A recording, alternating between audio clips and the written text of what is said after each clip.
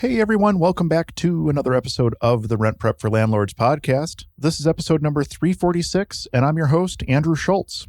On today's episode, we're going to be talking about coin-operated laundry and rentals, renovating around a tenant schedule, and good money but bad tenants, is the deal still worth it? We'll get to all that right after this. Welcome to the Rent Prep for Landlords podcast. Now your host, Andrew Schultz. Before we jump into today's episode, don't forget to check out the Rent Prep for Landlords Facebook group. It's a great free resource for you to network with housing providers from around the country, and if you have a question or a situation that you've never dealt with, chances are someone in the group has been there before and can lend a helping hand. As of this recording, we're at over 11,925 members, and we need your help in the push to 12,000. Check it out today over at facebook.com/groups/rentprep, and don't forget to mention the podcast when answering the questions so we know how you found us. Water cooler wisdom. Expert advice from real estate pros.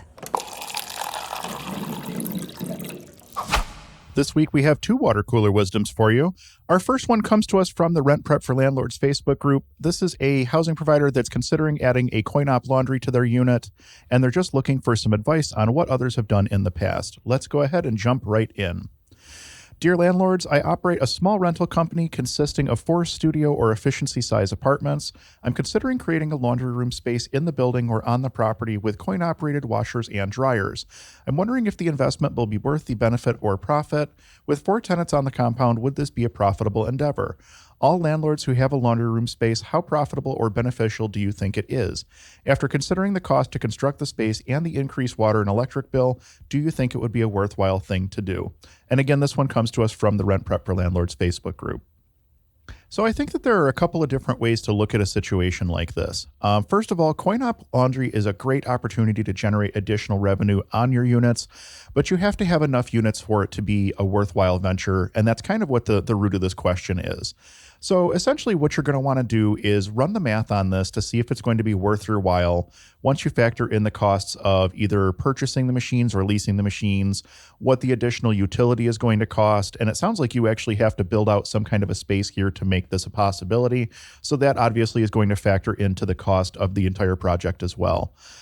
This is going to be a multi-year payback for sure. This is not the type of situation where you're going to install washer and dryer, and in 6 months, you're going to find that they've paid themselves off. That's not going to be the case. This is definitely going to be a longer term, multi-year payback, especially when you're talking about a small number of units like 4.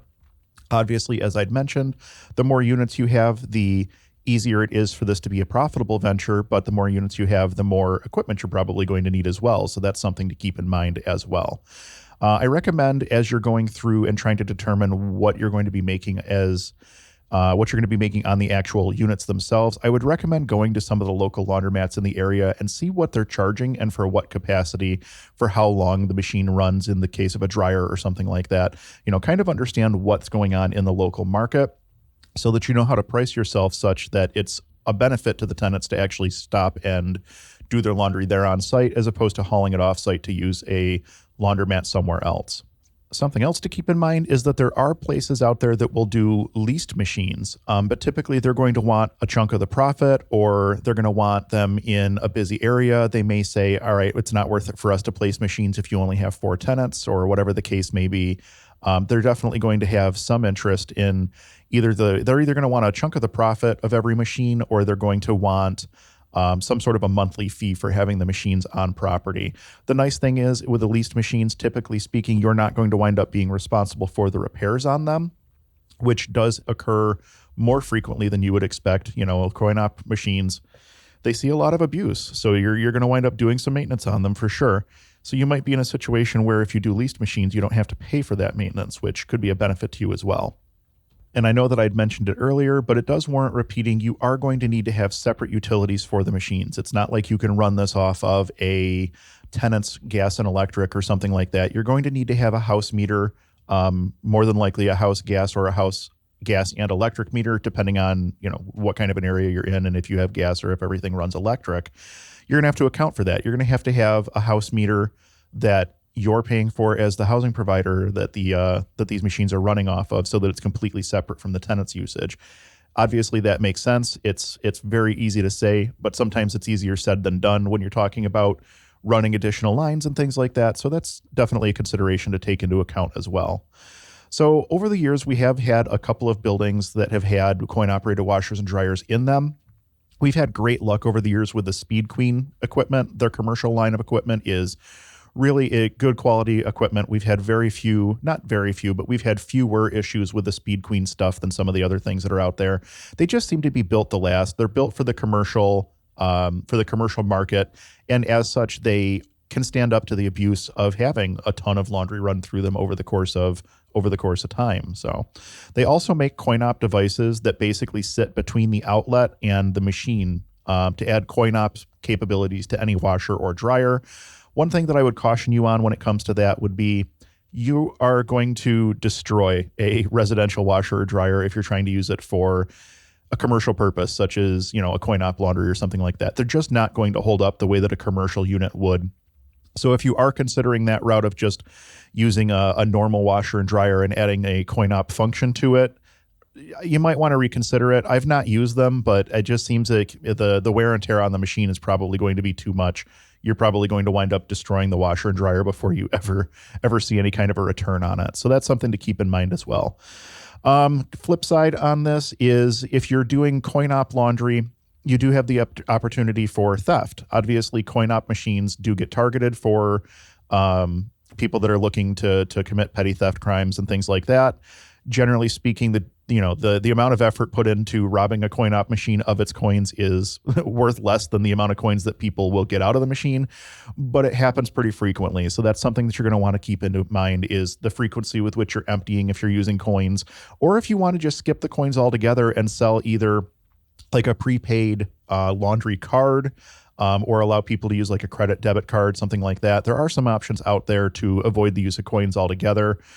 Some of these newer machines can even be controlled by apps. I don't remember what the college was. It certainly wasn't my college because we were nowhere near that cool, but there was a college out there, and there's probably a bunch of them at this point, where you could actually check the status of the laundry machines on the web before you actually went down to do your laundry, which was great. Because then you weren't walking down and finding out that all the laundry machines were tied up or whatever. But the point of what I'm saying here is there's been a lot of development in the world of laundry, if you will. So let's talk about this from the tenant perspective for just a second. Having laundry on site is a huge plus for a tenant because it means that they don't have to run to a laundromat.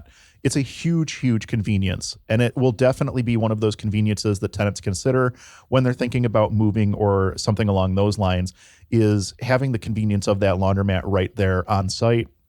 Again, with 4 units, it might not be quite as financially feasible, but it might be, from a convenience standpoint, one of those things that keeps tenants in your place for longer. So even if it's not generating a huge profit or if you're just breaking even, it might still be worth it to consider a coin-op system just for the purpose of having that convenience for your tenants. And obviously, as I'd mentioned, the more units, the more profitable.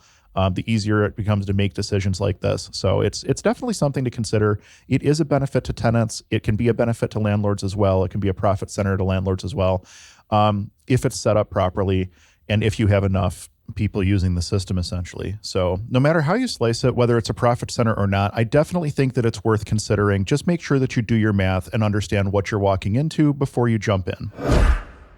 Our next water cooler wisdom also comes to us via the Rent Prep for Landlords Facebook group. This one centers around a landlord who's trying to work on a unit while trying to deal with a tenant living next door. Let's go ahead and jump right in. We're having issues with a tenant who lives next to a vacant apartment in a multi-unit complex. The apartment has been vacant for some time prior to acquiring the building, and all current tenants were inherited. The apartment is also in the process of being remodeled. Next door tenant works the third shift and keeps complaining about his lack of sleep from the workers who are there from 8 a.m. to 4 p.m. Monday through Friday. Now there's also another vacant apartment that will also be remodeled, but it is not being focused on currently. It was decided that one apartment would be completed first instead of jumping back and forth, and the tenant pretty much demanded that work stop at 2 p.m. on the unit next door to his, and that the other apartment located further away from him could be worked on instead. What do you guys think? I'm even thinking if there wasn't another apartment to reno, the contractors wouldn't be leaving at 2 p.m. anyway, not to mention what happens when new tenants are approved and move into the apartment next door to this guy. So I'll preface this by saying that noise issues are tough to deal with, especially on third shift workers who are trying to get sleep during the day. I've lived that life. It's not fun. I'm a lot happier now that I'm not working third shift type of job. That said, if I needed sleep during the daytime, I had blackout curtains. I would throw a pillow over my head. I would use earplugs if it was loud. I think that there's some empathy to be had here, but at the same time, you do have to be able to get work done. So if the contractors are working from 8 a.m. to 4 p.m. from Monday through Friday, is there work that they can be doing in the last couple hours of the day that is quieter? Maybe something like painting or whatever the case may be, something that's a little bit lower noise that could help, keep you on target, get your renovation work done, while also trying to be at least a little bit accommodating to this tenant that is just trying to get some sleep before his overnight shift. That's a relatively simple accommodation, and I think that that's something that most people could probably get behind with minimal headache or minimal disruption to the project as a whole. So another perspective on how to look at this is that if there were, for instance, road crews outside repaving a portion of the road, they're not just going to reschedule because somebody has a day sleep schedule. If it's a condo complex and a neighboring condo that you don't own, they want to renovate their kitchen, for instance, not only would your tenant have zero control, you're not going to have any control over that situation either. So sometimes things are literally just unpleasant for a little bit. This is one of those situations where if you want to be a champion on this, maybe offer your tenant some sort of an upgrade to their unit to accommodate for the inconvenience. It benefits them. They're getting an improvement to their apartment. It benefits you because you get to do an improvement to the apartment. It shows the tenant that you're aware of the situation and that you're doing what you can within reason. But as far as going, too far in moving around all of the renovation schedule and stuff like that, the work does have to get done. I think that there's probably some sort of a middle ground there where you can try to accommodate the tenant a little bit, but ultimately this is a very temporary situation. It doesn't sound like this is going to be a 6-month renovation project or something like that. It sounds like this is going to be probably a couple of weeks, maybe a month, something like that. And I'm betting that the bulk of the project is not going to be swinging hammers and running drills and saws and things like that. This is a very temporary situation that your tenant's experiencing. So it's something where I would encourage you to find some sort of a middle ground if possible. But ultimately, at the end of the day, the work does have to get done. The tenant's going to have to understand that you'll try to accommodate if you can, but if you're unable to accommodate, unfortunately, that's one of the downfalls of living in multi-unit housing where work needs to be done during the daylight hours, and they're just going to have to understand that. So I think that there's probably some opportunity there to work with the tenant. And one thing that you did mention is what happens when new tenants move into that unit as well. Your tenant's going to have to understand that part of being a good neighbor is recognizing that there is more than one tenant in the building. You are dealing with a multifamily property, and that while everyone also has the right to quiet enjoyment, everyone also has the right to use and enjoy their space. So it's not an easy situation to deal with. I think that this is one of those type of situations where there is a compromise that can be made if people are willing to make a compromise. And ultimately, I think that this is a temporary situation that's going to resolve itself pretty easily over the course of time that the project is being completed.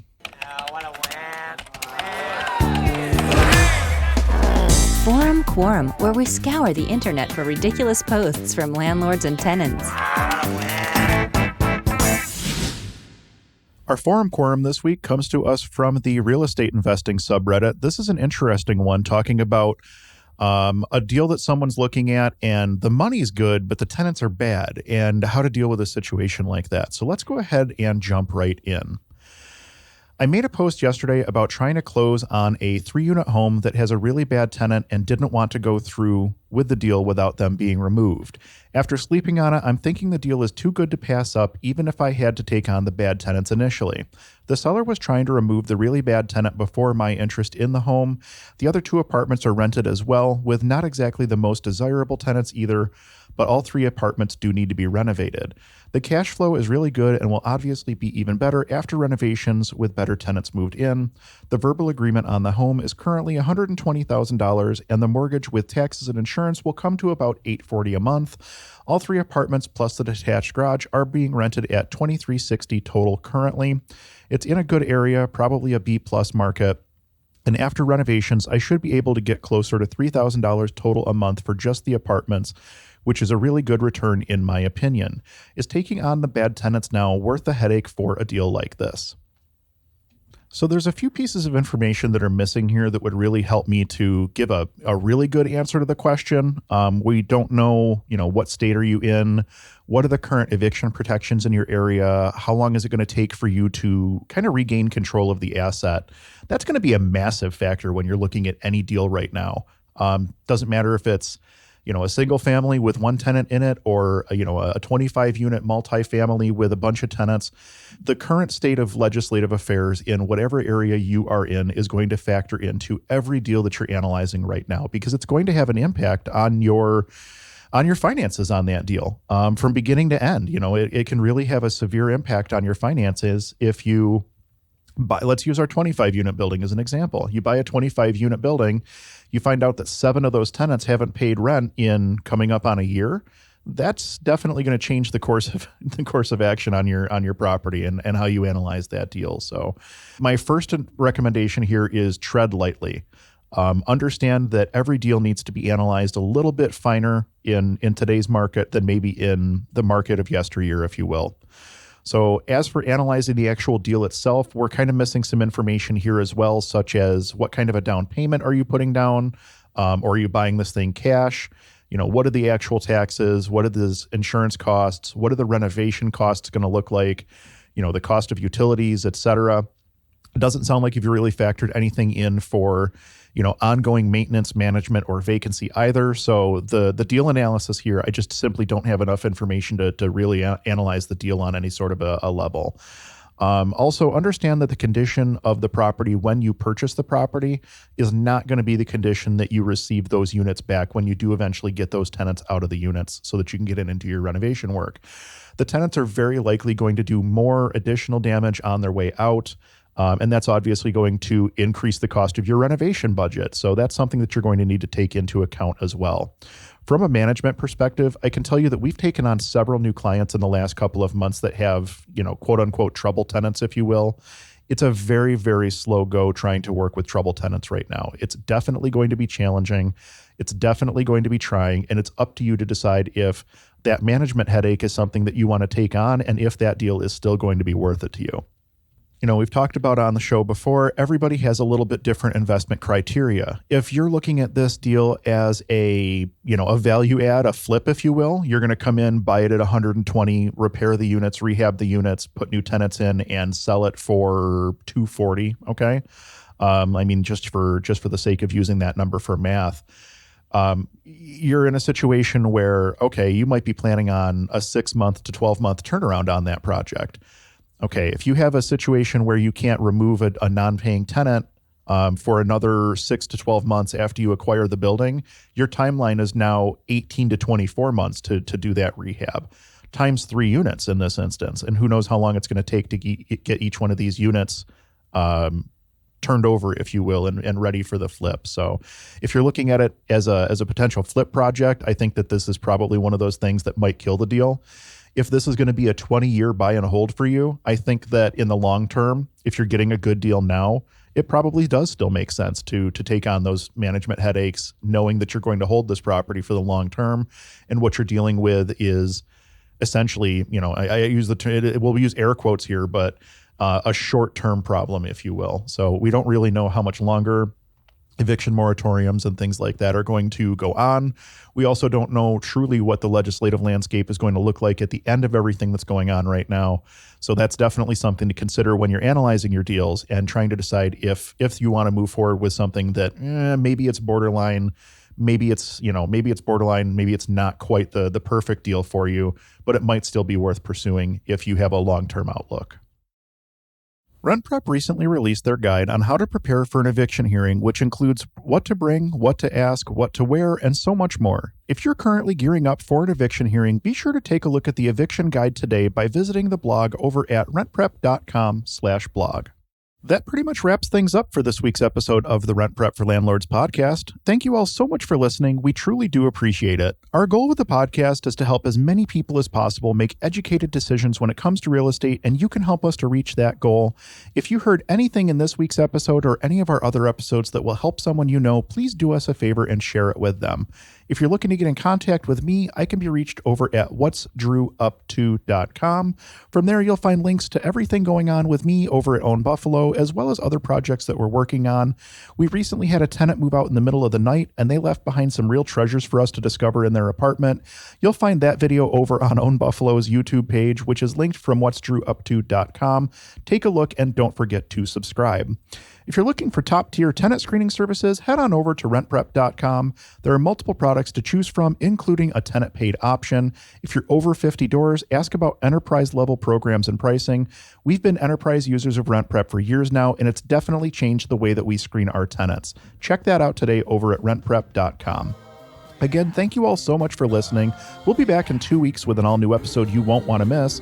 Until then, I'm Andrew Schultz with ownbuffalo.com for rentprep.com, and we'll talk to you soon.